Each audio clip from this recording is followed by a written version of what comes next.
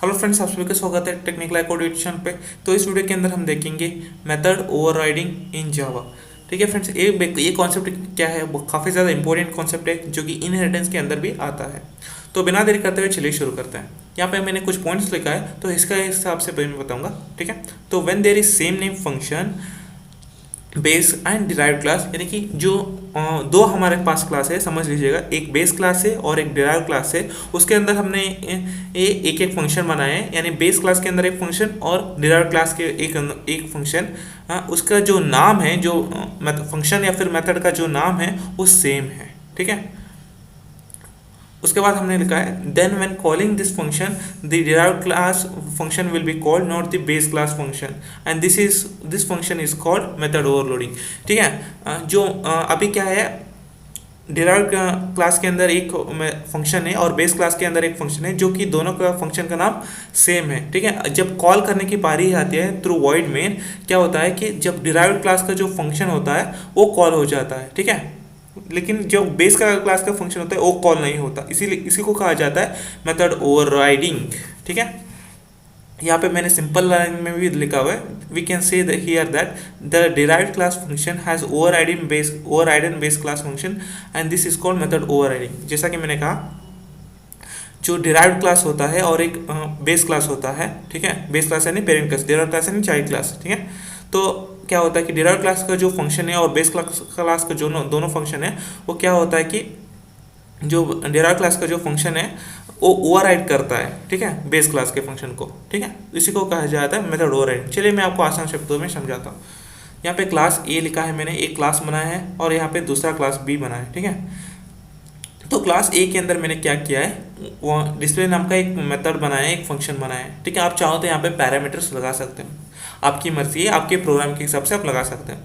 तो ठीक है, इसके अंदर आप कुछ भी स्टेटमेंट्स वगैरह लिख सकते हो, क्लास के अंदर भी कुछ भी और भी स्टेटमेंट्स हो सकता है। ठीक है, तो ये क्लास बंद हुआ, तो इसके क्लास ए के अंदर हमने क्या बनाया, एक डिस्प्ले नाम का एक फंक्शन बनाया है। ठीक है, तो क्लास बी हम बना लेते हैं, तो एक्सटेंड्स ए, यानी कि क्या कर रहा है, इनहेरिट कर रहा है ए को। ठीक है, क्लास बी क्या कर रहा है, इनहेरिट कर रहा है ए को। तो क्लास बी के अंदर ही सेम नाम का फंक्शन बना रहे हैं। क्या बना रहे हैं, सेम नाम का फंक्शन, यानी कि जो यहाँ पे क्लास ए के अंदर डिस्प्ले बनाया था उसी को हमने एज इट इज लगाया। अगर इसके अंदर हमने पैरामीटर्स लगाया है तो यहाँ पर भी हम पैरामीटर्स लगा रहे हैं। ठीक है, तो यहाँ पे ये डिस्प्ले के फंक्शन के अंदर आप अगर आप स्टेटमेंट्स लिखना चाहते हो लगा सकते हो, यहाँ पर भी स्टेटमेंट्स लगा चाहते हो तो लगा सकते हो। ठीक है, ये क्लास बी बंद हुआ। ठीक है, तो अब क्या होगा, जब वॉइड मेन में क्या बनाया मैंने, बी क्लास का एक ऑब्जेक्ट बनाया है मैंने। ठीक है, ए एक नाम का एक ऑब्जेक्ट बनाया है। ठीक है, तो अब ए ऑब्जेक्ट थ्रू ए जो कि क्या है, एक ऑब्जेक्ट है, और ऑब्जेक्ट और डॉट ऑपरेटर के थ्रू डिस्प्ले फंक्शन को कॉल किया जाएगा। तो कौन से फंक्शन का कॉल होगा, या तो बी क्लास का फंक्शन कॉल होगा या तो ए क्लास का फंक्शन कॉल होगा, लेकिन कौन सा क्लास का फंक्शन कॉल होगा ये, ठीक है, ये हमें देखना है। ठीक है, तो सबसे पहले हम एक फंक्शन को कॉल करते हैं तो सबसे पहले उस क्लास के फंक्शन को ही चेक करता है। देखिए, सबसे पहले मैंने किस क्लास का ऑब्जेक्ट बनाया है, बी क्लास का ऑब्जेक्ट बनाया है। ठीक है, तो सबसे पहले ए बी क्लास का ऑब्जेक्ट के थ्रू हम डिस्प्ले फंक्शन को कॉल करेंगे, तो सबसे पहले खुद के क्लास के ही जाके ढूंढेगा वो। हाँ, तो बी क्लास के अंदर आया मैं, तो अब मैं यहाँ पर डिस्प्ले फंक्शन है कि चेक करता हूँ, तो हाँ है, तो अब उसको इसी को एग्जीक्यूट करेगा ना। अब यहाँ पे मिल गया है तो अब फिर से जो क्लास ए के अंदर नहीं जाएगा, क्लास ए के अंदर एक्सटेंस करके जाएगा, यानी इनहेरिट करते हुए जाएगा, लेकिन यहाँ पर तो जाएगा ही नहीं। क्यों नहीं जाएगा, क्योंकि यहाँ पर हमें ऑलरेडी मिल चुका है, तो हम वहाँ पर क्यों जाएगा। ठीक है, तो क्या हो गया है, यहाँ पे बी क्लास क्या है, तो डिस्प्ले फंक्शन क्या है, क्लास बी का जो डिस्प्ले फंक्शन है वो इनहेरिट कर गया क्लास ए फंक्शन का डिस्प्ले फंक्शन। ठीक है, तो इसी को कहते हैं मेथड ओवरराइडिंग। चलिए इसको एक प्रोग्राम में लिखते हैं। ठीक है, देखते हैं।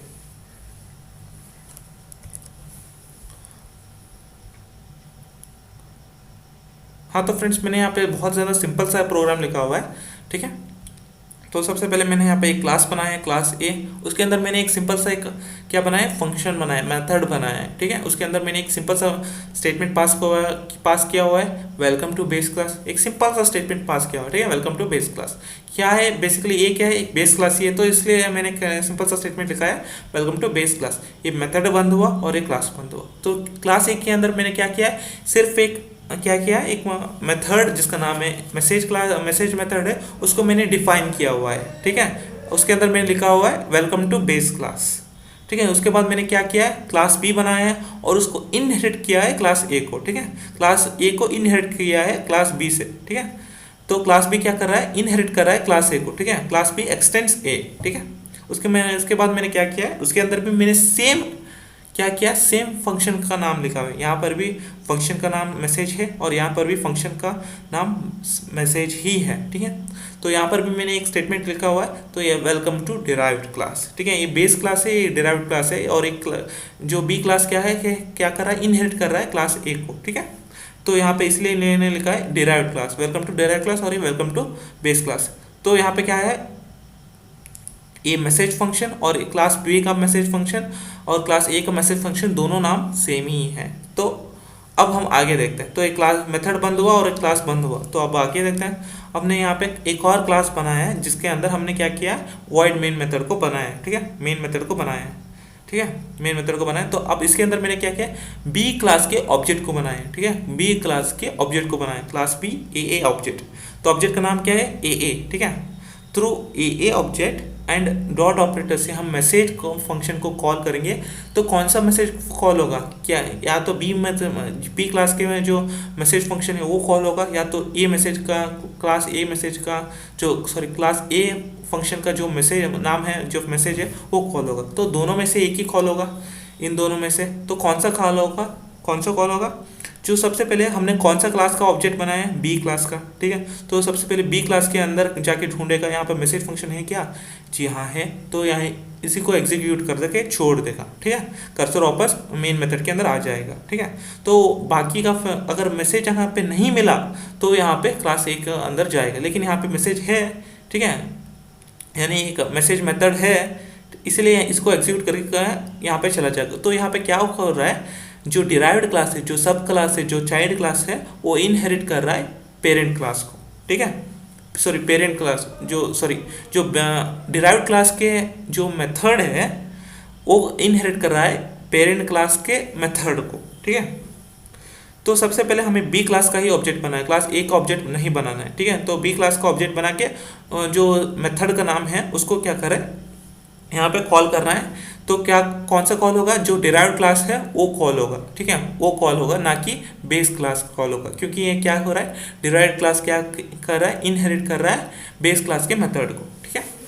डिराइव्ड क्लास के मेथड क्या है, इनहेरिट कर रहा है क्लास पेरेंट क्लास के मेथड को।